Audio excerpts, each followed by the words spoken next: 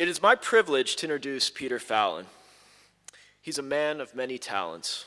His poetic labors have given us collections such as News of the World, Selected in New Poems, the Georgics of Virgil, The Company of Horses, and his latest book, Strong, My Love.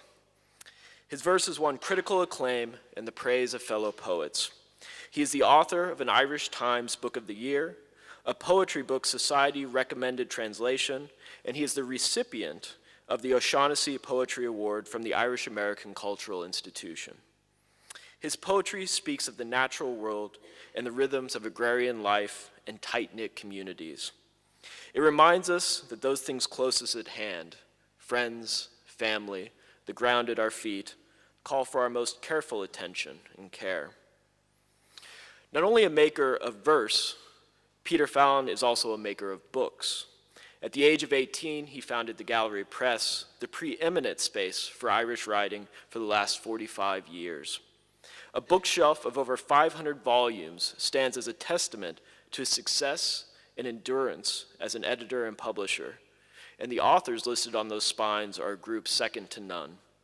The works of Seamus Heaney, Paul Muldoon, Brian Friel, Medbh McGuckian, John Montague, Nuala Nagunnal, and Michael Hartnett, just to name a few, have all been touched by Peter. Gallery Press has long been the showcase for the best writing in Ireland and the delight of those who enjoy a finely crafted book. His careful reading, discerning eye, and generous guidance have served poetry well.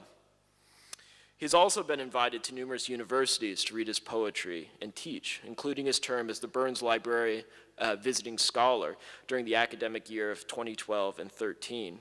It's wonderful to have him back and to share his verse, his stories, and his lifetime in literature. In his poem, My Care, the speaker asks, should I do more? Is it enough to keep a weather eye and talk to friends? Although personally, I think it's enough. Peter has done and continues to do so much more. Please join me in welcoming Peter Fallon.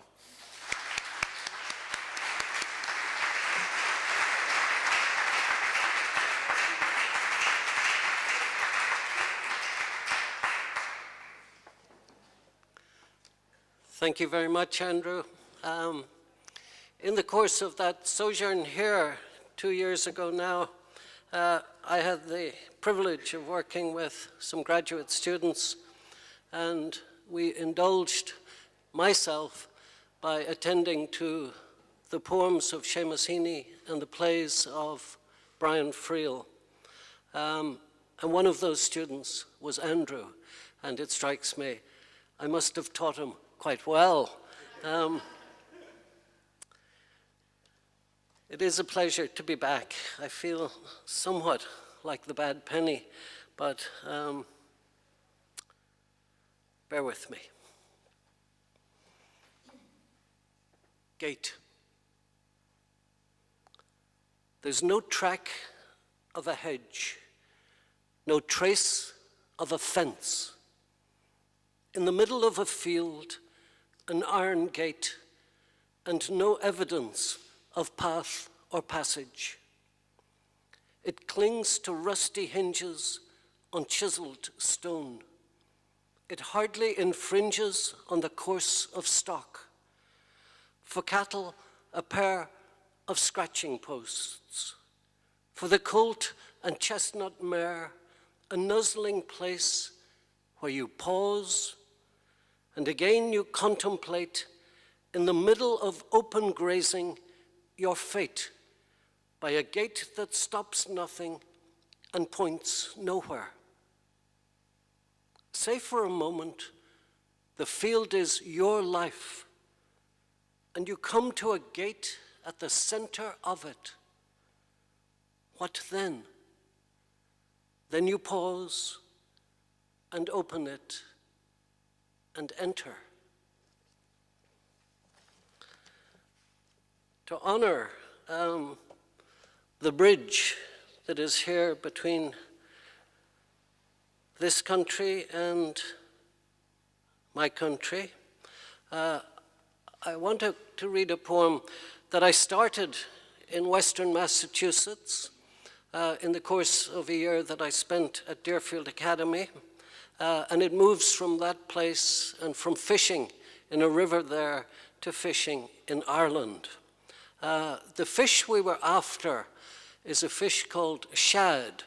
And it might be that you all know all about shad, and it might be that there's one of you who doesn't. So for that person, let me say that all I knew at the time about shad is that they were meant to be very tasty, but extraordinarily bony.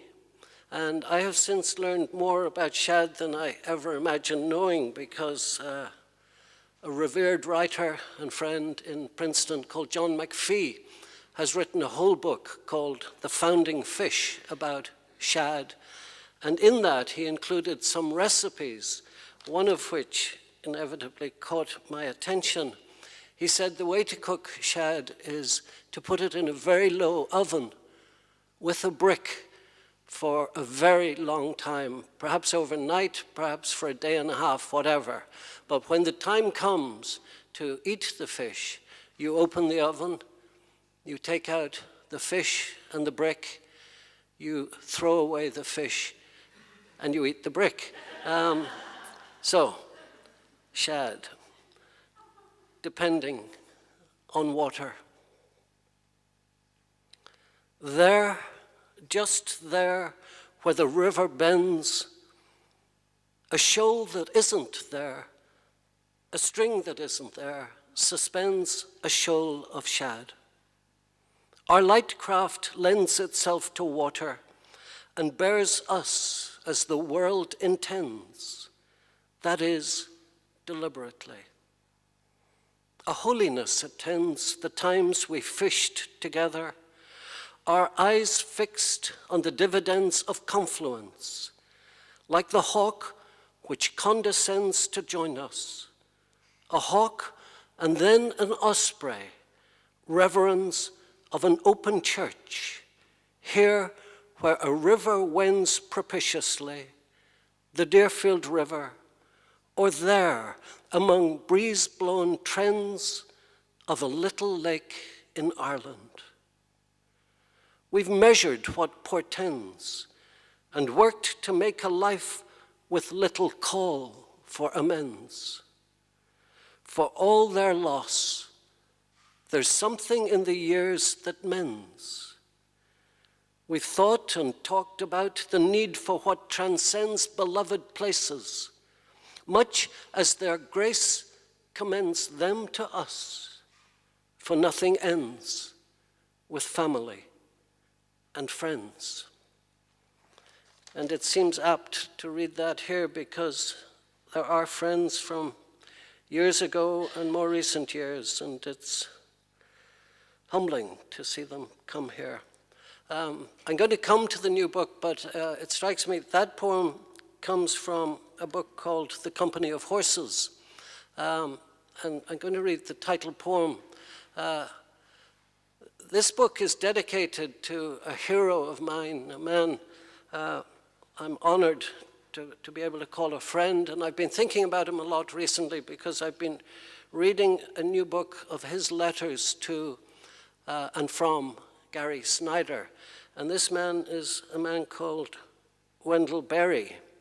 And reading Gary's and his letters, I was struck by the beginning of my friendship with him 35 years ago, after an exchange of letters and an invitation to go to see him in Kentucky at his farm. And I remember following all the instructions on how to get there and getting closer and closer to the house. I suddenly had this extraordinary feeling of nervousness, and I thought, this is a mistake. This just isn't going to work. This man is too good for me. And I made my way to the door and was greeted by his wife, Tanya, and she prolonged the suspense by saying, Wendell's not here. He's down in the barn. Go down and see him. And I went down, and he was milking a cow, and he stood up and said, she's a mighty splashy shitter. And I thought, we'll get along fine. And that phrase actually turns up in another poem in The Company of Horses, but this is the title poem. And it moves from wild horses to sport or riding horses to a horse from Irish legend. They are flesh on the bones of the wind, going full gallop, the loan of freedom. But the company of broken horses is a quiet blessing. Just to walk in the paddock, to stand by their stall. Left to their own devices, they graze or doze, hock to fetlock, crooked at ease, or head to tail, nibble withers, hips and flanks. They fit themselves flat to the ground. They roll.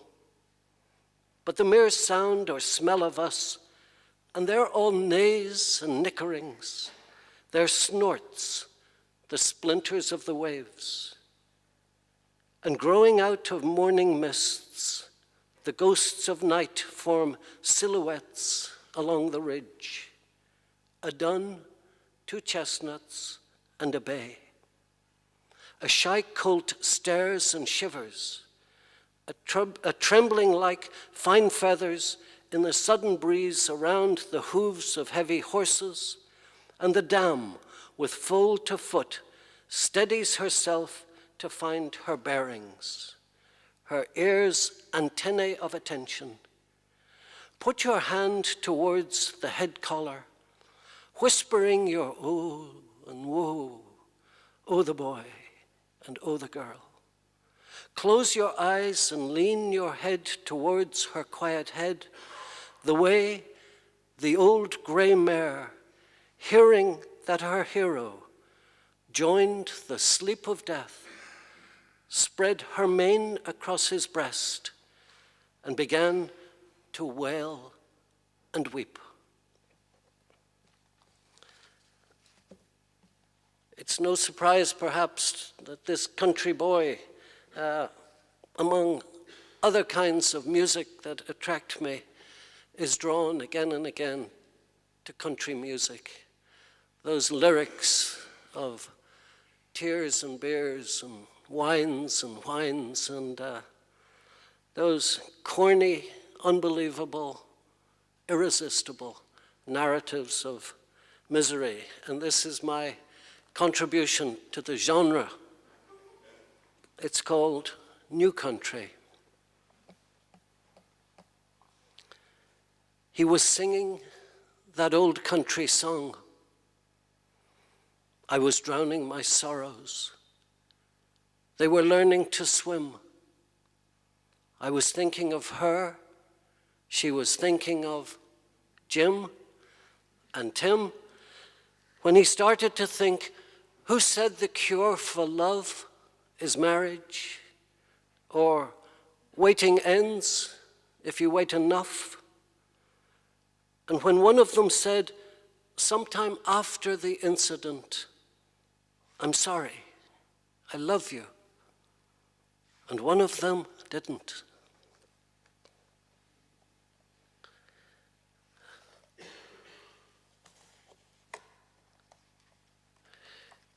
It may be a fact that I'm the only person in this marvelous series, the Lowell Humanities series, who will be reading work that I wrote while I was at Boston College.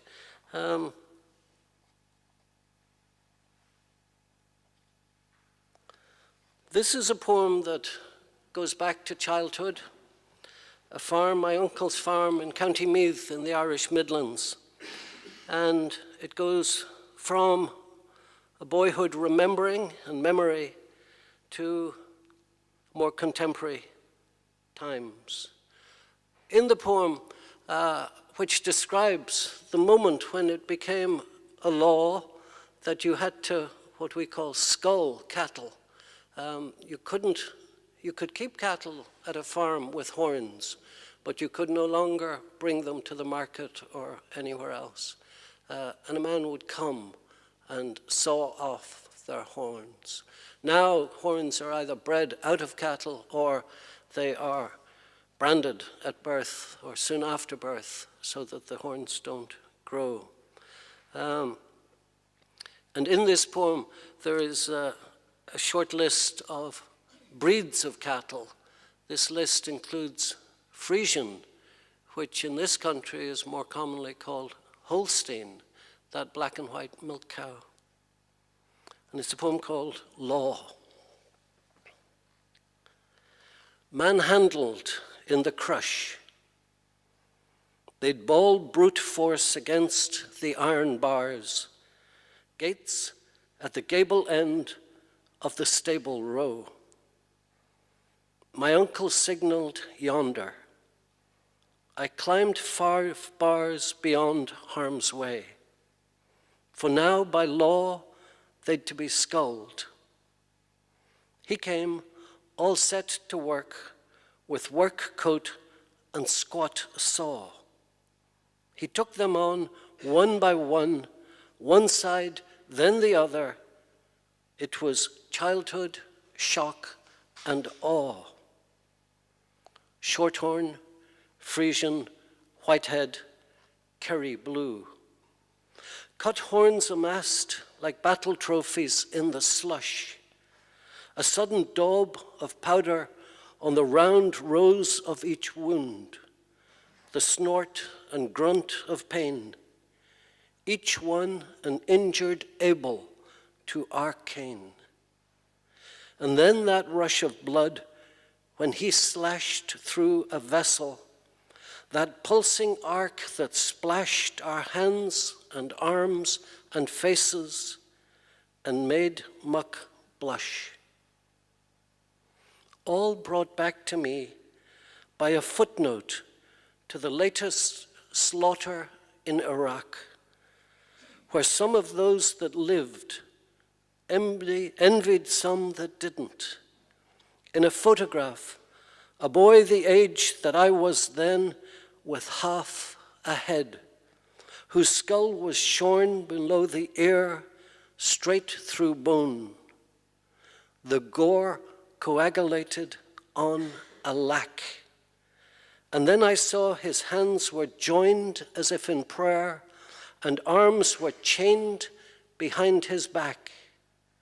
And now met then, when none of us was not bloodstained.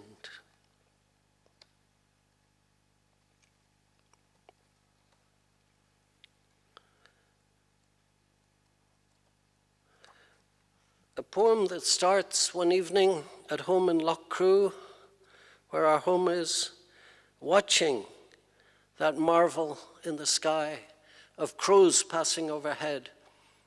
Couple more, half a dozen, 10, hundreds of them coming back from their feeding grounds to stop in trees by the house before heading on to where they were resting for the night. 53 in the hymn book. An outlook. The lime trees, I think, do you call them lime trees or linden or basswood? They're all the one family, I think. We call them limes. An outlook. They have ruffled the embers of evening and flap from its flames. They come like clockwork, minutes later every eventide, a loud returning that proclaims the row of limes in which they pause en route to roosting in the rookery, a place of rest. They sketch black scripture in the sky. They watch from trees where they don't nest, these pairs and threes, tens and dozens making thousands, while I, intent on praise and mesmerized, wonder what, as they fly by, they might be, and realize they are the days.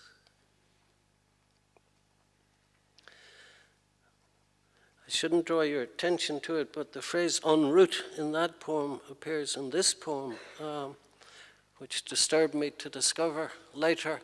A couple of poems, some poems in this book address that moment of being a parent when your kids are beginning to come to terms with, engage with, encounter the world on their own terms rather than through whatever lens you tried to provide for them. And it's a time in which you have to simply stand back, watch this, it's difficult, and you want at the same time to kind of convey a sense that you'll be there if you could help or if they need you. So maybe that's something for parents here to contemplate, or from the other end of the scale, younger people being the offspring at the other end of that scale. It's a poem called A Summer Flood. Again, I went out to the new wood because at times as these, it is a true good to be alone among the trees I planted and transplanted, and an ease among steadfast companions, to be one who believes that answers can emerge in leaves. There was disquiet in the house, a whirlwind in the ways and days of our most lovely girl. They stroked her like water, that is, everywhere. The worries and the woes, first deaths, her teenage tragedies. How live two lives, of here and there, wherever there may be? May she pause, I make my prayer, like salmon in the estuary.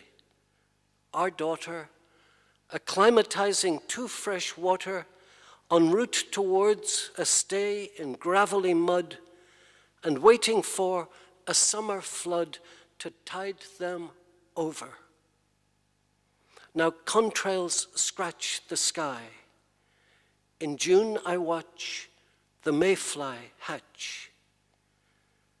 And then what had been leafage in the night began to ruffle feathers, ready to take flight, and birdsong happened for me. No, for us all, solo first, then in chorus.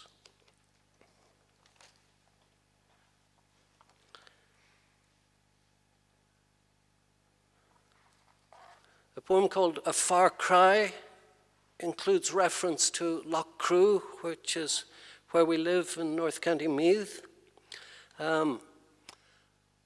Polonius appears in the poem, and you'll remember Polonius was the counselor to the king in Hamlet, the father of Ophelia and Laertes. He's called a tedious old fool. He's a windbag, but occasionally capable of little nuggets of wisdom, perhaps. I have to tell you all of this. It'll be part of the test at the end of the reading.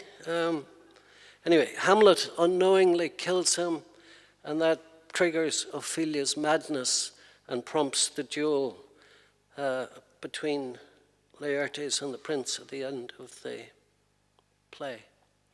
And you all knew that anyway. You're so well schooled here. A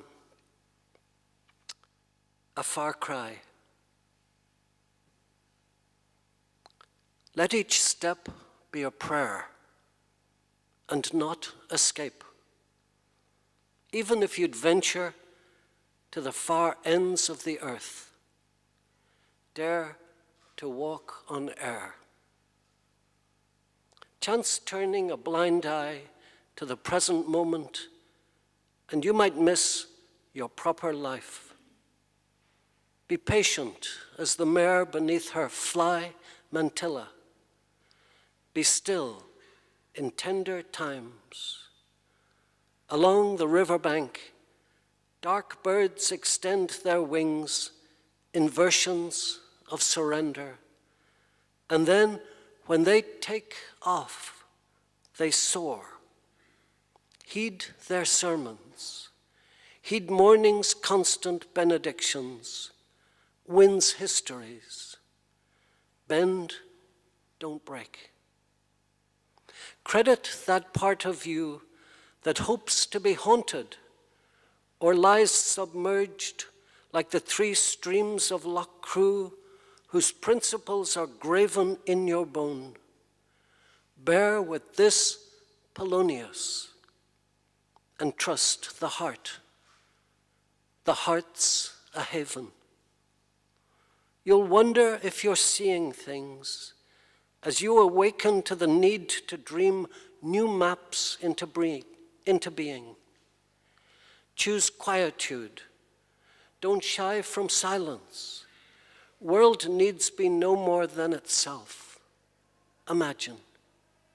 Abjure the social violence that has fractured families, homes, and hearts. We let go the loved one, not the love, and shattered whole communities. Say never again to the wild Irish rover, no more to the minstrel boy. Give us back our sons and daughters. Say, that Ireland is over.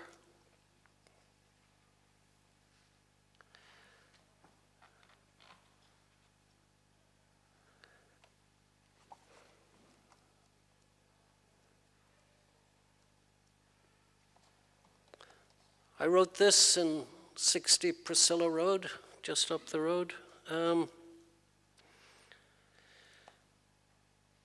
Unfortunately, in this book, there's quite a deal of loss.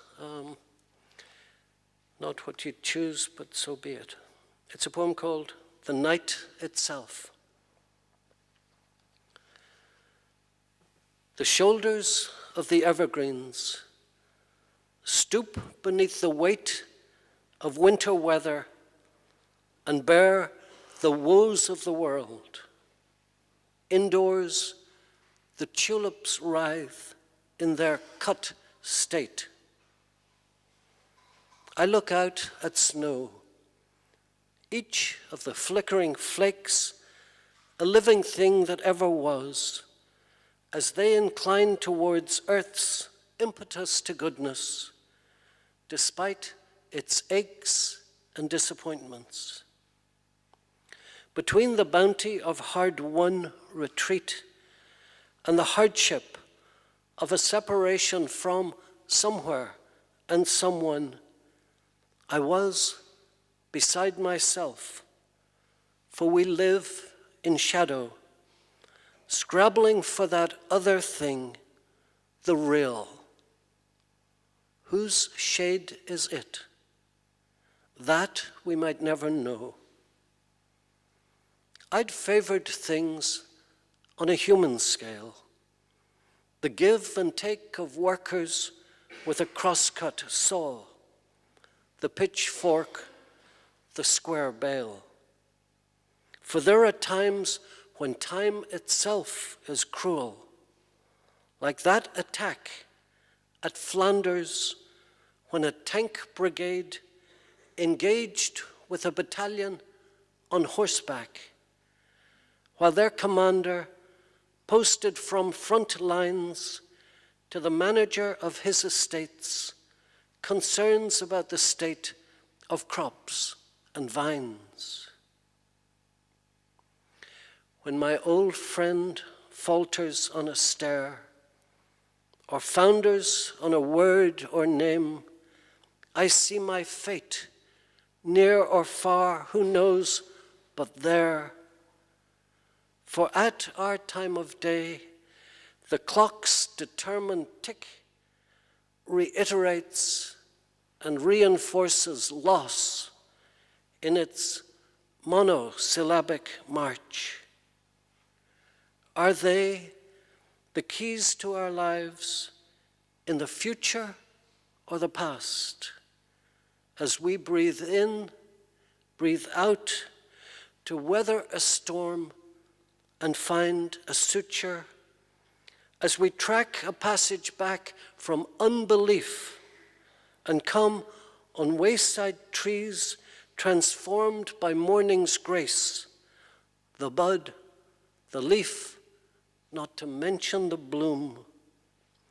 This season is a skeleton to which spring will cling. The threads of dark adopt new twists and turns until the night itself is spun. And two more poems, maybe. To Say With Loss, this is a poem I wrote about 4 years ago, contemplating my wife's mother at 90, and singing her praises at that age. And she died a week ago, on Tuesday, yesterday, a week ago. The then and now. So little now, and so much then. Her new address is age in courage. She has been leaving us since when? Good woman and just citizen who mined the golden ore of courage. So little now and so much then. Her wisdom of 80 bypasses any rage in courage. She has been leaving us since when? Her children and her grandchildren help her to scale the crag of courage. So little now and so much then. Her widowhood sustains a zen-like calm in the cage of courage. She has been leaving us since when? The word she'd say now is Amen, epitome of grace in courage. So little now and so much then, she has been leaving us since when? And let me conclude with a poem that's called A Family Tie. And thank Carlo for extending the invitation to be in this series. Thank Andrew for the hard part. It's harder introducing someone than doing the reading. You have to do more work on the day or in the days coming up to it, in fact. But let me thank also all of you for coming, even if some of you were told to come. I know these things. I was that teacher. I thank you for your attention. I think we might have some questions. If they're easy, we'll have answers. Let's see how that goes. But I thank you for listening. This is A Family Tie. She lit the candles of kindness one by one until her pray for me. And my unuttered, I will mind you in the only state time is safe, that is, memory. Your haunting by a younger self tests a courage to keep faith when so much disappears. Friends to age, the land itself, the waves that weep on one lake shore leave the other wet with tears. All that was long before I learned, if I've learned anything, because I read a sign that any life might be the same length as a strand of twine. Time, is it? Or time that's left? The hours in which we partake are but a trick of retrospect and longing. When you left home, it was I who was homesick. Now what was and is have separated, but are still twins within that mystery of time, or time and place, as if a place had but a single history. For it was not a letting go, no, more a series of sheddings. How often have I quoted her, "You can't dance at all the weddings." Now you chase your hearts and aces, the days bequeath but brittle traces. We might grow by healing.